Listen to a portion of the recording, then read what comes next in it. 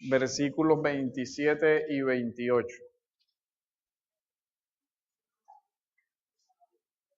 Dice, creó pues Dios al hombre a imagen suya.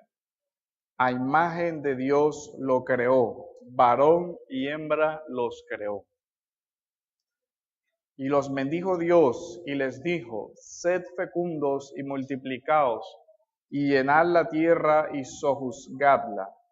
Ejerced dominio sobre los peces del mar, sobre las aves del cielo y sobre todo viviente que se mueve sobre la tierra. Quiero que veamos también el texto del Salmo 127, versículo 3. He aquí, herencia de Jehová son los hijos, cosa de estima el fruto del vientre. Solamente esos dos textos ténganlos en mente, posteriormente los vamos a desarrollar. Primero quiero hacer unas precisiones conceptuales. ¿De qué hablamos cuando decimos métodos anticonceptivos? ¿Qué es la anticoncepción? Varias páginas médicas uno puede leer estas definiciones. La anticoncepción es la prevención del embarazo utilizando métodos de forma transitoria y recuperando la fertilidad al dejar de usarlos. Por el contrario, la esterilización es un método definitivo para evitar el embarazo. Otra definición sería conjunto de métodos o sustancias empleados para evitar la fecundación y por consiguiente el embarazo. Otros los definen así. Los métodos anticonceptivos pueden trabajar de varias formas. Impedir que los espermatozoides lleguen a los óvulos. Estos tipos incluyen condones, diafragmas, capuchones o cubiertas cervicales, esponjas y otros métodos. O evitar que los ovarios de la mujer liberen óvulos que puedan ser fertilizados. Estos incluyen píldoras anticonceptivas, parches, inyecciones, etc. Y algunos hablan de píldoras anticonceptivas de emergencia. Tenga eso en mente porque después vamos a explicar con detalle a qué se refiere esa expresión ambigua. Nosotros distinguimos entonces entre naturales, artificiales, los que impiden la fecundación del óvulo o los que impiden la ovulación. Algunos los llaman métodos de barrera y otros métodos que lo que impiden es que el espermatozoide pueda fecundar. Otros que impiden que la mujer ovule y de esa forma el espermatozoide no pueda fecundar. Por eso hay diversidad de métodos de acuerdo al enfoque que esté utilizando la pareja, principalmente de acuerdo a recomendación médica de un ginecólogo que es el que puede determinar en cada caso en particular si es recomendable o qué es lo recomendable, etcétera, etcétera. ¿Qué son entonces los anticonceptivos? Decíamos que hay de dos clases. Los que impiden la concepción. En este grupo están los que impiden que el esperma llegue al óvulo, o los que matan el esperma, o los que evitan que se liberen los óvulos. Y de esa forma es que se evita el embarazo. Y están otros de un segundo tipo que son los que destruyen el óvulo que fue fecundado. En este caso están aquellos que no permiten que el embrión pueda ser anidado en el útero. Estos no son realmente métodos de anticoncepción, son métodos de aborto. Eso es una diferencia muy grande. Cuando nosotros estamos hablando de anticoncepción, realmente es o que se impida que el espermatozoide llegue hasta el óvulo o que se impida que el óvulo se produzca para que no se produzca la concepción. Eso es la verdadera anticoncepción. Pero cuando hablamos de métodos como la pastilla de emergencia que se mencionan, que no es más que la famosa pastilla del día después, que realmente lo que hace es provocar un aborto prematuro, porque ya si se produjo la concepción, nosotros creemos desde una perspectiva cristiana que ahí hay vida y por lo tanto atentar contra ese embrión ya fecundado es un aborto. Con todo lo que ya explicamos sobre el aborto, no vamos a repetir toda la parte de esa. Entonces, en el primer grupo encontramos los que impiden la fecundación, pero el segundo ya atenta contra el cigoto o contra el embrión, quebrantando el mandamiento de no matarás. Creo que hasta ahí está claro la distinción. Cuando hablamos de una anticoncepción verdadera, cuando se impide la fecundación, cuando se impide que se unan el espermatozoide y el óvulo. Una vez que hay esa unión, ahí hay vida.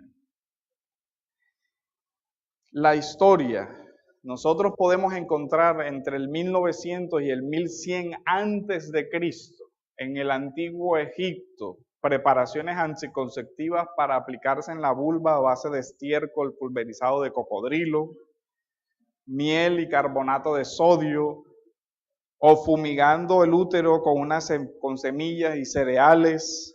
La intención era matar o bloquear la unión del óvulo contra el espermatozoide. En la antigua Grecia y Roma, ya Platón, Aristóteles, los estoicos y epicúreos se ocuparon del tema a nivel ético desde su perspectiva. O sea que la anticoncepción no es, como muchos creen, un invento de hace 100 años. Que ahora hay tecnologías, investigaciones y demás para desarrollar estos métodos, eso es otra cosa. Pero que la humanidad desde algunos 2000 años antes de Cristo haya practicado algún tipo de métodos para evitar la fecundación no es nada nuevo. La situación en Grecia y Roma también fue similar.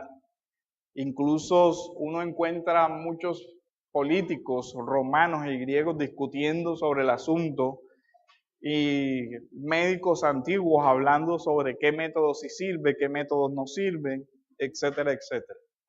Hay que decir además que el mundo griego y romano incluso consideraba como método abortivo el abandono de los niños, después de haber nacido incluso. Echarlos al mar o dejarlos expuestos en calles, por caminos o por cualquier cosa. Sin duda, una cultura de la muerte. En este sentido, a pesar de que nosotros vemos que en el antiguo Egipto el pueblo de Dios se vio envuelto también o conoció todo ese tipo de prácticas, que en el mundo del Nuevo Testamento ya se conocía la discusión entre griegos, entre filósofos y todo lo demás, es significativo que la Escritura no expresa ninguna prohibición literal sobre algún tipo de método anticonceptivo. Así como cuando hablamos del aborto y decimos que no había un mandato, no abortarás, sino que se solucionaba desde el principio general de no matarás, también en este caso se aplican los principios generales de la Escritura para resolver el asunto.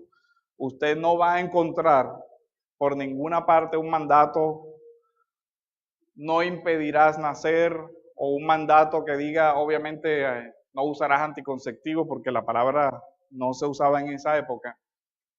Pero no hay un mandato explícito que diga o que impida que una familia escoja el tiempo en el que va a tener sus hijos o los hijos que va a tener. Ahora, este no es simplemente un argumento de silencio, en el sentido de que si no lo dice, ya está bien, o de insuficiencia de la Escritura. Creemos que la Escritura es suficiente, pero creemos que al no haber un mandato expreso, el asunto debe resolverse aplicando los principios generales de la Escritura y no inventando la norma. que es el mayor problema contemporáneo. ¿Ok? La Biblia no tiene una norma, pero nosotros sí la podemos construir. Recuerde que tan grave es quitar como añadir. Sobre todo cuando somos nosotros los que queremos vincular la conciencia de otra persona, construyendo una norma artificial y sometiéndolo a nuestra norma. Hago una nota o un paréntesis. Muchas personas, cuando se ha tratado el tema, sacan a relucir, hermano, pero usted está diciendo que no está prohibido. ¿Eso quiere decir que está permitido? Eso viola el principio regulativo. Y uno dice, espera un momento, recuerda que el principio regulativo es el principio regulativo de la adoración, que se aplica a qué ámbito? Al principio eclesial. Le voy a poner un ejemplo para que distinga ambas cosas. Nosotros tenemos la práctica de la Cena del Señor. ¿Quiénes pueden comer la Cena del Señor? Los bautizados, ¿ok? Si usted tiene una cena en su casa, ¿aplica el mismo principio regulador? ¿Cuál tiene que aplicar? Los otros principios bíblicos de la amistad, la fraternidad, etcétera, etcétera. Hermana Charito. Entonces, hasta ahí. Pues no sé, encuentro este pasaje en Génesis 38 acerca del hijo de Judá. Dice, bueno, se murió su hermano y le dieron la viuda al otro, y dice, por eso cada vez que tenía relaciones con ella, derramaba el semen en el suelo y así evitaba que su hermano tuviera descendencia. O sea, un coito interrumpido que hay gente que lo utiliza como método anticonceptivo. Esta conducta ofendió mucho al Señor, así que también a él le quitó la vida. Ok. A modo de apéndice tenía una nota sobre el caso de Onán y por qué no lo traes a colación. Ajá. Porque ahí solamente se refiere al coito interrumpido, digamos que como punto secundario. ¿Cuál es el punto principal del caso de Onán? La ley del levirato. La ley del levirato, ¿qué decía? Que si un hermano moría sin tener descendencia para que se pudiera transmitir la tierra, las posesiones y demás, otro hermano debía levantarle a él descendencia, de tal forma que su hermano tuviera un legítimo heredero. ¿Qué sucedió en el caso de Onán? ¿O por qué fue que Onán no quiso tener hijos con ella? Porque esos hijos no serían de él, sino legítimamente de su hermano, con todos los beneficios que tendría que su hermano, al tener un heredero legítimo, él ya no tendría toda la herencia.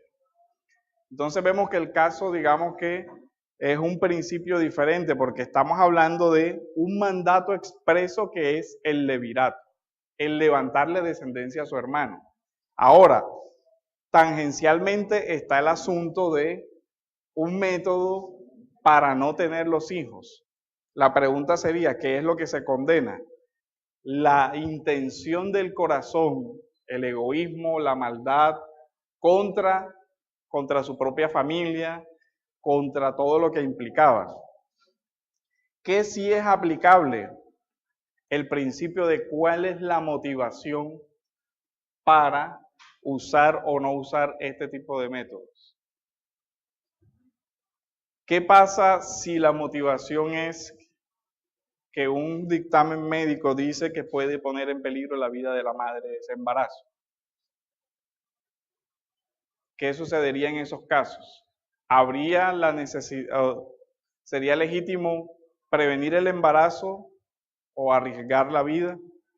Entonces ahí es donde los principios tienen que comenzar a sopesarse y evaluar cada caso de forma, digamos, individual y no hacer una regla, porque ahí es donde podemos incurrir, por lo menos en el caso de una mujer que tiene SIDA, sería recomendable un embarazo con el riesgo de la contaminación del bebé, Y todos esos casos serían los que habría que comenzar a juzgar. En particular, no hacer una generalidad. Entonces, diciendo que el principio regulativo, el que ordena cómo se debe adorar, se aplica a la iglesia. Hay que recordar en este punto el principio de la soberanía de las esferas. Creo que no de pronto todos tienen claridad, pero ¿qué dice ese principio? Dice que hay unas esferas, el Estado, la familia, la iglesia.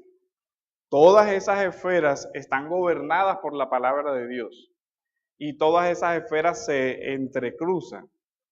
Pero es importante que nosotros aprendamos a distinguir qué principios se aplican a cada una de las esferas y no mezclarlos.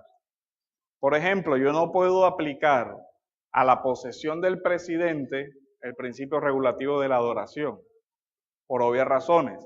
Es un procedimiento diplomático que tiene sus rituales legales, administrativos y demás, pero que no puede entenderse como un culto de adoración ni al presidente, ni a nada que se le parezca. Este punto, ¿por qué es importante? Porque la iglesia tiene un campo de acción, la familia tiene un campo de acción y el Estado tiene un campo de acción. ¿Qué creemos nosotros?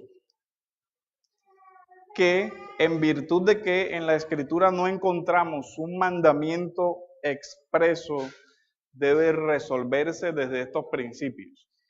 Y eso incluye que la iglesia debe respetar su campo de acción. ¿Cómo? No entrometiéndose más allá de los mandatos claros de la Escritura, regulándole y diciéndole a una familia puedes tener o no debes tener, o imponiéndole un control de natalidad o prohibiéndole que tenga los hijos que en conciencia quiera tener. A ese punto es al que queremos llegar. Veamos algunos principios generales y después vamos a ir tratar de uniendo y armonizando el asunto. El mandato de multiplicaos y fructificaos, llenad la tierra y sojuzgadla. Son dos principios. El primero claramente se desprende del don del matrimonio. Fructificad y multiplicaos a varón y hembra en el contexto del matrimonio. Ahora bien, el verso no dice cuántos hijos debe tener. El verso tampoco prohíbe el que después de determinada cantidad los tenga. ¿Qué creemos? Que en legítima conciencia una pareja no podría decir no queremos tener hijos, porque hay un mandato. Parte del fin y del propósito del matrimonio es la procreación. Una pareja no puede simplemente por fines de comodidad, por fines de egoísmo, no, porque es que yo no me quiero dañar el cuerpo, entonces esos no serían motivos legítimos para no desear tener hijos. Y pensamos en ese sentido que hay un mandato claro. Un matrimonio cristiano debería, de acuerdo a las situaciones en las que esté, procurar tener hijos. Pero les preguntaría otra cosa. Si yo sé que mi futura prometida es estéril, ¿sería legítimo el matrimonio? ¿Por qué? Porque el único fin del matrimonio no es tener hijos. Hay un fin unitivo también, ¿se acuerdan? No estar solo, unirse, tener comunión, etc. Entonces, hay varios fines del matrimonio. Está el fin unitivo, ayuda idónea, unirse, y está el fin de la procreación. Ahora, creemos que de forma arbitraria, una persona no simplemente puede decir, ok, yo quiero este, pero no quiero el otro. No puedes escoger, me caso, pero no voy a tener nunca hijos. Ojo, es diferente a decir, me caso, pero voy a esperar un tiempo que escogerá esa pareja de acuerdo a criterios que deben ser válidos, no arbitrarios, no es que no me da la gana, etc. Está el mandato cultural, sojuzgad la tierra y ejerced dominio. ¿Qué implica ese mandato cultural? Ahí hay un principio de responsabilidad, hay un principio de mayordomía, hay un principio de racionalidad humana por el principio de ser creado a imagen y semejanza de Dios. Dios le da al ser humano un principio de administra la creación. Dios le da al ser humano el don de la voluntad. En este punto es importante ver que aunque nosotros no creemos que la voluntad humana haga parte del nuevo nacimiento, sí podemos ver un indicio en 1 de Juan del 12 al 13, donde la voluntad natural sí participa del nacimiento natural. Juan, el Evangelio. Recuerde que estamos hablando de principios para Juan, Evangelio de Juan. Juan 1, versículos del 12 al 13.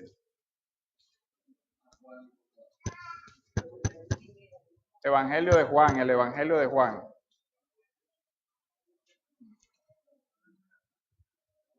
Pero a todos los que le recibieron, les dio el derecho de llegar a ser hijos de Dios, es decir, los que creen en su nombre, que no nacieron de sangre, ni de la voluntad de la carne, ni de la voluntad de hombre, sino de Dios. Esto para decir que para el nuevo nacimiento no aplica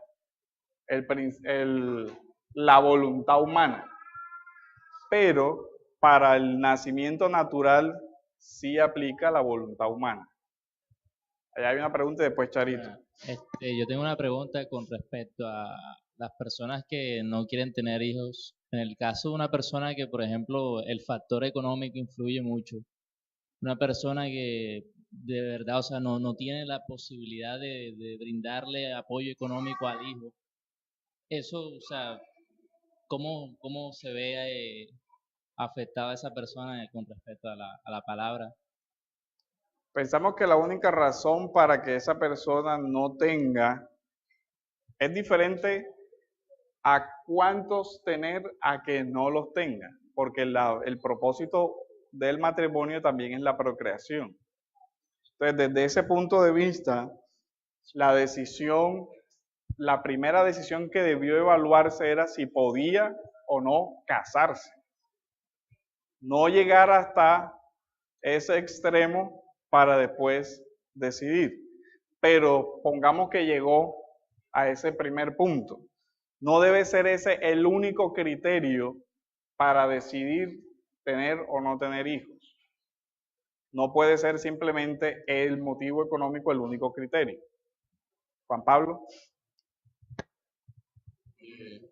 Hay un asunto importante y que complementa la respuesta para el hermano, es que el tema de la anticoncepción lo motivó hoy día como está establecido en el mundo la situación económica de los países. Ahí fue cuando se empezó a hablar de la explosión demográfica.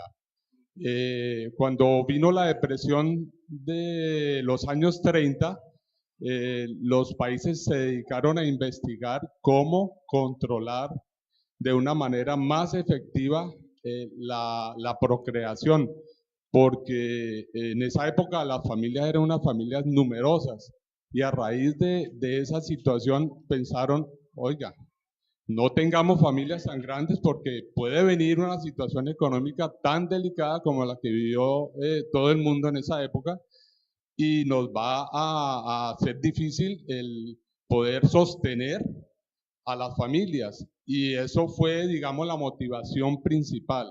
Entonces, es válido que el tema económico sea considerado como una razón para no procrear. Yo, en mi concepto, creo que no.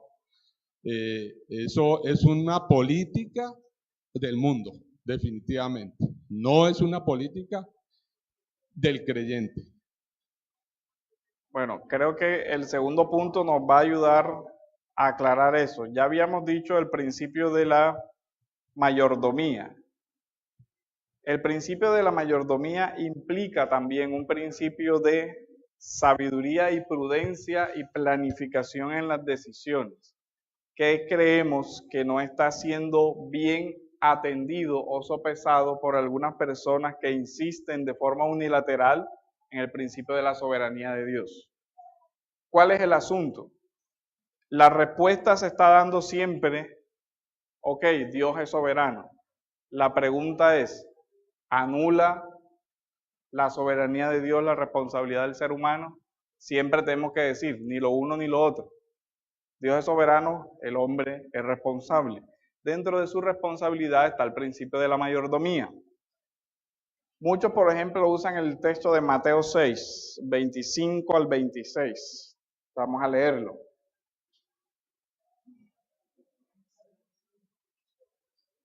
Dice, pero os digo, no os preocupéis por vuestra vida, qué comeréis o qué beberéis, ni por vuestro cuerpo, qué vestiréis. ¿No es la vida más que el alimento y el cuerpo más que la ropa? Hay un principio de mayor a menor. La vida es más importante que las posesiones materiales, ¿ok?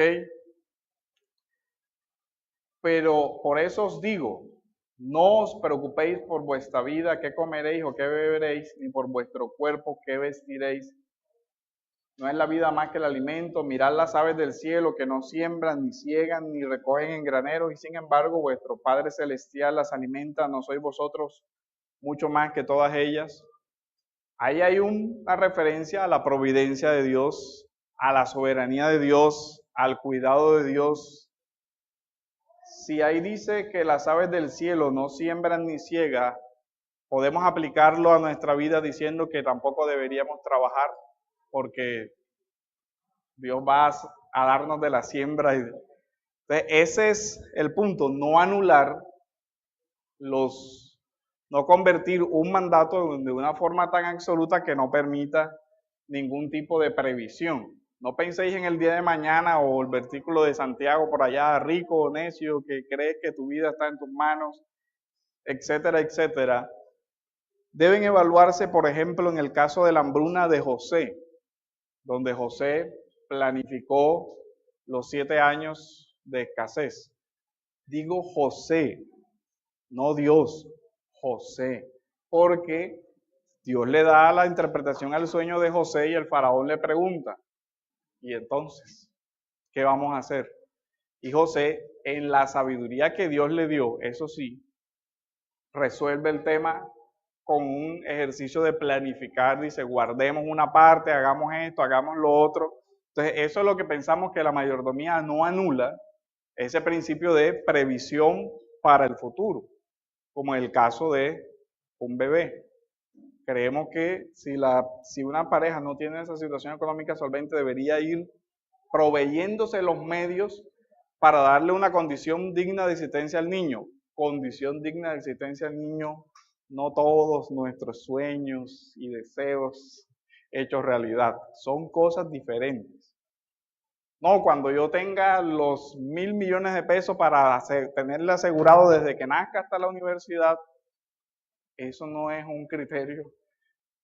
Confiamos en la provisión de Dios, somos diligentes y trabajamos y Dios nos ayudará. Ese es, pero ambas cosas son una realidad, de ahí que hay que sopesar principios.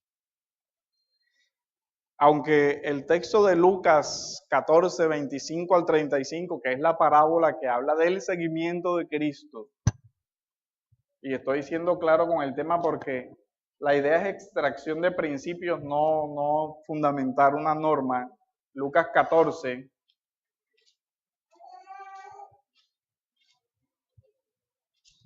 25 en adelante. Donde es importante ver que primero es una parábola. Y de ahí que no sea una interpretación exactamente literal, sino una comparación con una circunstancia de la cual creemos que se puede desprender un principio. 28 dice, porque ¿quién de vosotros, deseando edificar una torre, no se sienta primero y calcule el costo para ver si tiene lo suficiente para terminarla? No sea que cuando haya echado los cimientos no pueda terminar. Todos los que lo vean comiencen a burlarse de él diciendo, este hombre comenzó a edificar y no pudo terminar. ¿O qué rey cuando sale al encuentro con otro rey para la batalla no se sienta primero y delibera con 10,000 hombres? Es bastante fuerte para enfrentarse al que viene contra él. Y así, el texto está hablando, así pues, cualquiera de vosotros que no renuncie a todas sus posesiones no puede ser mi discípulo. De un cálculo de lo que implica el seguimiento de Cristo. De un cálculo, digamos, de prudencia, de decir, voy a comenzar, ¿puedo terminar? Sí, ok. Entonces, desde ese principio de la prudencia, teniendo en cuenta la soberanía de Dios, creemos que hay que tener cuidado con cualquier tipo de totalitarismo con relación al tema o cualquier tipo de sectarismo con relación al tema. ¿A qué me refiero con totalitarismo? Creemos que ni el Estado puede irrumpir en una familia para ordenarles no tener hijos o tener el número que el Estado considere pertinente, o imponer, sea técnicas de anticoncepción o sea técnicas de esterilización contra la voluntad de alguna familia. El Estado debe respetar las conciencias y la libertad de todos sus ciudadanos en ese tema. Con relación a la iglesia, también la iglesia debe aprender a respetar las conciencias de las familias, sin hacer intromisiones en esferas, pretendiendo también imponer un criterio en las familias, vulnerando también la autonomía de ellas. Y eso incluso va para los hermanos. En un caso como este, donde el asunto se resuelve con base a principios, si yo en mi conciencia estimo que no es legítimo ningún método para planificar, pues el Estado debe respetárselo, la iglesia debe respetárselo, y ahí no habría ningún problema. El asunto es cuando comenzamos a imponerle a otra persona que dice, pero es que yo veo otros principios que me llevan a ser responsable, esto y lo otro, y ojo, examinando con mucha conciencia cuáles son esos motivos a la luz de la Escritura, porque no todos los motivos para una anticoncepción serían legítimos y no todos los métodos lo serían tampoco. Por ejemplo, Pablo prohíbe el abstenerse del uno al otro, 1 Corintios. Creemos que cualquier método que implique la destrucción del embrión ya fecundado sería ilegítimo. Y así, respetando todos esos principios. Para terminar esta idea, creemos incluso que un esposo debe respetar la conciencia de su esposa en ese punto y no obligarla a usar un método que vaya contra su conciencia en este asunto. Entonces serían esas tres esferas las que debería respetarse. Juan Pablo.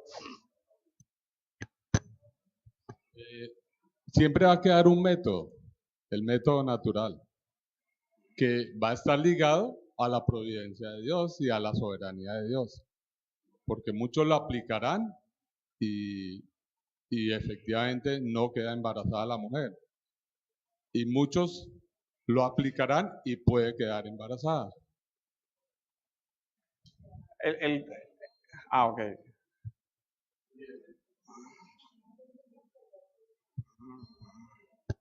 Para ir de pronto adelantando, creemos también, en base a ese principio de la soberanía de las esferas, que un pastor debe respetar los límites que él mismo tiene, en el sentido de no ir a recomendar desde un púlpito ni un método anticonceptivo, ni que no lo use, porque eso hace parte de la esfera familiar y esa consulta debería hacerla la familia en el caso de que estime conveniente a un médico que es el que sabe cada caso cómo evaluarlo. Entonces también ese punto es muy importante porque no puede uno simplemente ir a las esferas para que esté un pastor que no tiene competencia en esa área medicando o diciéndole sí o no, o haga esto, o haga lo otro. ¿Qué debe hacer una persona? Si en conciencia dice, ok, yo creo que puedo, consulte a su médico un método lo más natural posible, lo menos invasivo posible, en fin, con todos los criterios que su médico le recomiende, asistido por una persona que maneje la ética bíblica y que le pueda orientar y decir, mira, eso de acuerdo a la escritura no es correcto. No solo el criterio meramente científico, sino también un criterio informado de ética bíblica. Por eso le decía, no todos los casos se resuelven de la misma manera, o sea, porque hay situaciones donde un mismo facultativo dice, mira, las complicaciones para tu vida pueden ser muy altísimas, etcétera, etcétera, y ahí la persona tiene que decir, ok, yo asumo, yo quiero, pero incluso ahí hay que examinar si él está siendo irresponsable con el cuidado de su propia salud y de su propia vida. Si yo tengo 5 hijos y porque quiero tener un sexto pongo mi vida en peligro abandonando 5, uno dice, hay que sopesar, cuidado, mira, puedes estar abandonando una mamá en ese caso, dejando 5 hijos pequeños, complicado. O sea, son los casos por los cuales es peligroso hacer una regla cuando la escritura no hace la regla, fabricarla nosotros, porque podemos estar cometiendo cierta injusticia en casos que son justificables. Por eso el asunto debe evaluarse con una seriedad cristiana que la pareja delante de Dios en oración y en consejería y con la escritura tome una decisión, no a la ligera sobre un tema tan trascendental como este. Pastor, en el caso en que una de estas esferas, que en este caso es el Estado, en China, por la sobrepoblación tan impresionante que hay, son miles de millones de personas, ¿será que llegamos a nivel mundial a tomar esa decisión que es un hijo, máximo 2 por familia? Porque así como va el mundo, vamos a terminar en una sobrepoblación impresionante. Y yo creo que ya al final estos estados o estas esferas van a llegar, creo yo, así como están en China, el padre va a la cárcel o la madre va a la cárcel si llegan a tener un hijo de más. Está prohibido. En esos casos, como decíamos, el Estado ya tiene límites y el creyente tiene la opción, en conciencia cristiana también, de desacatar una orden ilegítima de una autoridad que quiere imponerse por encima de la escritura y defender un valor que es en ponderación, es más importante un ser humano que la comodidad en la que vivamos materialmente todos de acuerdo a medios de producción y etcétera. Creemos que en esos casos pues, la pareja tiene la opción de hacer una resistencia civil pacífica y la iglesia debe oponerse a la expedición de todo ese tipo de leyes que vayan contra la conciencia cristiana y contra los valores y principios de la escritura. Entonces, por eso decíamos, hay que evitar todo tipo de totalitarismos en ese punto, incluso de sectarismos. Respetamos los criterios de las autonomías de las iglesias locales y de otros pastores que tengan una postura diferente, y por ese punto no vamos a tildar de herejes, anticristianos, etcétera, etcétera, al que de pronto tenga una postura con un fundamento que él considere válido. Por eso decíamos, en este punto, sobre todo, nos remitimos al punto de lo que tratamos en escuelas anteriores, ¿se acuerdan? De la libertad cristiana y de la libertad de conciencia, para que cada uno evalúe en conciencia lo que debe hacer. Charito. Primero Miguel, que había levantado la mano antes. Buenos días. Pastor, usted había enunciado de los métodos anticonceptivos y también pues había hablado de otros métodos más invasivos. la pregunta mía sería la siguiente: si una persona ya tiene 2 hijos o uno y considera que sus posibilidades económicas no le permiten tener otro hijo más porque no tiene cómo sostenerlo, o no va a tener por ende las comodidades necesarias para brindarle todo lo que requiere un hijo, porque también es un tema económico. Y la persona decide, por lo menos en el caso de la mujer, pues una ligadura de trompa de falopio, o en el caso de nosotros los hombres, una vasectomía. ¿Qué problema tendría eso a la luz de la palabra? Pues en mi modo de ver, yo no le veo ningún problema, porque está siendo una persona responsable. Porque si nos vamos a años atrás, veíamos que las familias eran muy numerosas, y generalmente las familias numerosas eran las familias de clase media baja. ¿Y que hacían los padres en ese entonces? A los hijos mayores les imponían cargas que ni siquiera le correspondían a ellos. Ponían a trabajar a los hijos mayores para que ayudaran en la casa y ayudaran a los hijos menores. Que también pues eso no era muy bueno, pues entonces los hijos menores tenían mejores posibilidades y podían pues alcanzar otros objetivos que los hijos mayores. Con relación al tema de cuántos hijos tener, creemos que ya es un punto que la iglesia no puede entrar a decirle a una familia 5, 6, 7, 10, 20.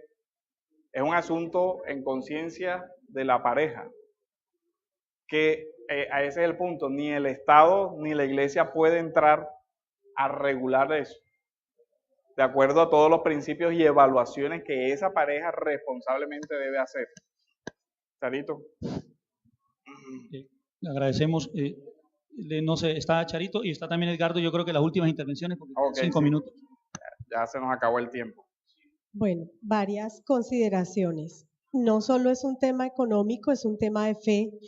Recordemos que cuando vamos a analizar con responsabilidad la situación económica y la situación de salud puede cambiar.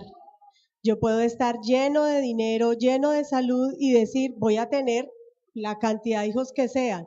Inmediatamente al otro día o cuando mi esposa, la esposa de alguien, no la mía, perdón, tenga tantos meses de embarazo, puede cambiarle la situación económica y la situación de salud. Eso también es un tema de fe y está en las manos de Dios. El hecho de que la familia no planifique, no necesariamente debemos tener en mente que se van a llenar de hijos, porque la cantidad de hijos también está en manos de Dios. Del viene la muerte y del viene la vida. Yo puedo desear muchos hijos y Dios puede no mandármelos. Y lo hemos visto en la Escritura y lo vemos a diario entre conocidos y amigos.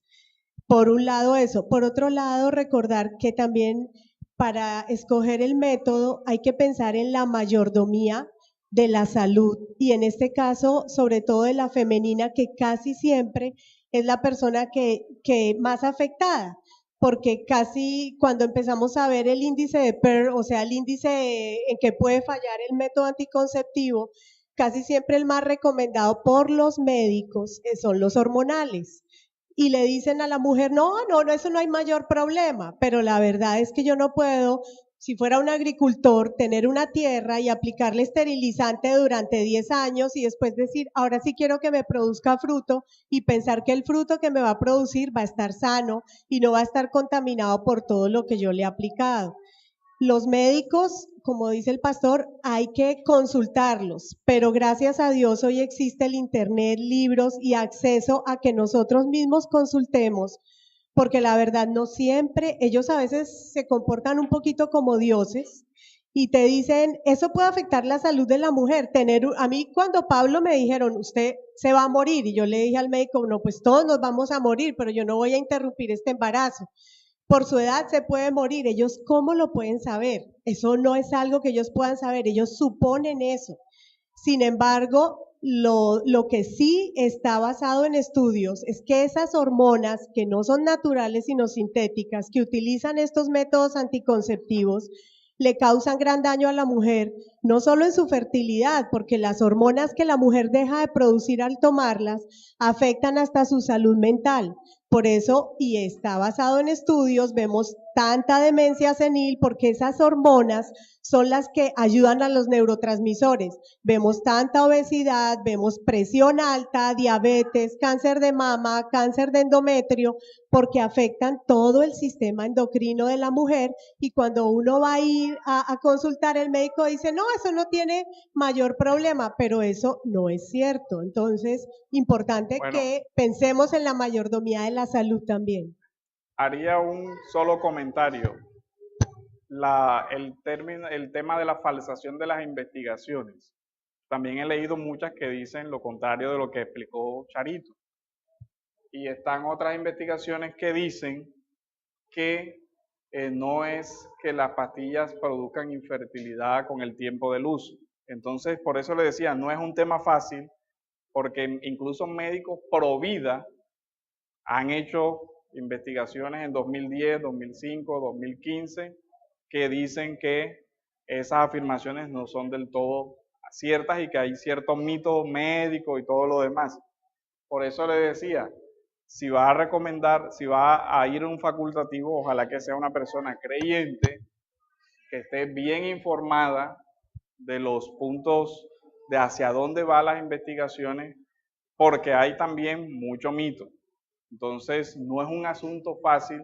¿Qué recomendaría uno? Que las mismas iglesias tuvieran un cuerpo científico como órgano consultor, de confianza de las iglesias, que les pudieran asistir y decirle, mira, esto que se está diciendo es cierto, esto que se está diciendo es mercadeo, es mal comercio, etcétera, etcétera. Pero como eso todavía no es tan fácil hacerlo, hay que tener mucha prudencia.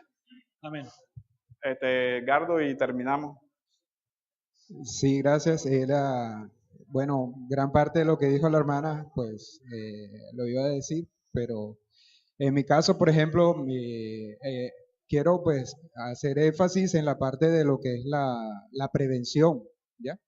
Porque también es importante lo que es en la parte de administrar nuestro cuerpo, la prevención médica para que haya una buena concepción en el sentido de estar bien nutridos, tomar buenos suplementos o soportes nutricionales como el ácido fólico 2 años antes de concebir para evitar daños del tubo neural. Y en mi caso, por ejemplo, mi mamá cuando ella le dijeron ya del 5.º hijo que no podía concebir más por los continuos desgarros al siempre dar a luz, y pues ella quedó embarazada de mi persona y el médico le había dicho que no, y mi papá pues quería que ella no me tuviera. Sin embargo, ella pues decidió, oró y decidió pues en su mente pues tenerme. Y es importante pues lo que es ayudar a las personas y orientarlas en la parte esa de prevención, siendo administradores de nuestro cuerpo. Gracias a Dios he podido ayudar a asesorar a parejas que no han tenido hijos, que no han podido tener hijos, y dos parejas, gracias a Dios, han concebido con métodos completamente naturales. Gracias. Bueno, fíjense, ¿qué les recomendamos? Que lean la literatura sobre el tema, ojalá la literatura cristiana seria, consulte de pronto autores que puedan tener competencia en la materia y que pueda usted formar un criterio por hermanos serios. Personalmente le recomiendo este libro de Antonio Cruz, que aborda no solo el tema de los anticonceptivos, sino una cantidad de temas de bioética. Antonio Cruz es un científico que trabaja en España, incluso ha hecho varios descubrimientos en varias cosas, y es pastor de una iglesia bautista en España. Él tiene unas investigaciones muy buenas que incluso él mismo ha realizado sobre varios de estos temas y que está poniendo al alcance de las iglesias. También le recomendamos este libro de Bases Bíblicas de la Ética, para que usted tenga cuáles son los criterios bíblicos, porque aquí no tenemos el tiempo para exponer punto por punto cuáles son las bases de una ética bíblica que a usted le ayudarían a tener claros cuáles son los criterios éticos para tomar este tipo de decisiones, no solamente en estos casos, sino en el de la fecundación artificial y todo otro tipo de otras cosas. Hay este libro de edición general de MacArthur, John MacArthur, El pastor en la cultura actual, también trata muchos temas de bioética, entre esos el de la planificación, y trae toda una investigación que su propia iglesia realizó, costeada en parte por ellos y por otras clínicas adventistas y todo lo demás, en este campo de la fecundación y de los métodos anticonceptivos y de lo que son abortivos y de las píldoras y todo eso, que está publicada en internet, en las páginas de ellos. Él las tiene la referencia.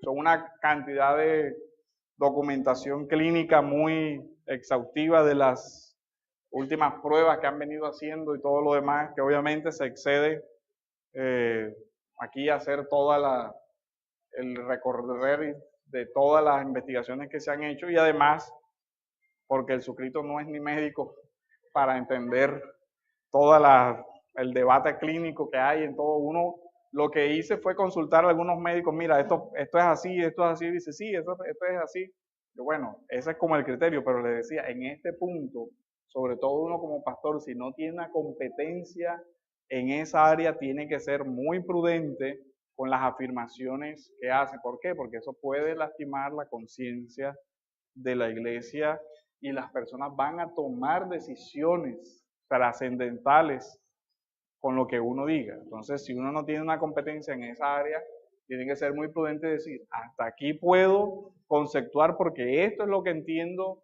de esa materia, y de ahí en adelante, hermano, busque ojalá un médico cristiano, serio, documentado, que realmente le pueda explicar, y ya de pronto las partes de ética bíblica uno sí puede entrar a ayudar a resolver. Pero aquí es un tema que hay que manejarlo con mucha prudencia, con mucho respeto y con mucho cariño con todos los que tienen alguna u otra posición. Vamos a orar para terminar. Bendito Dios, te damos gracias, Señor.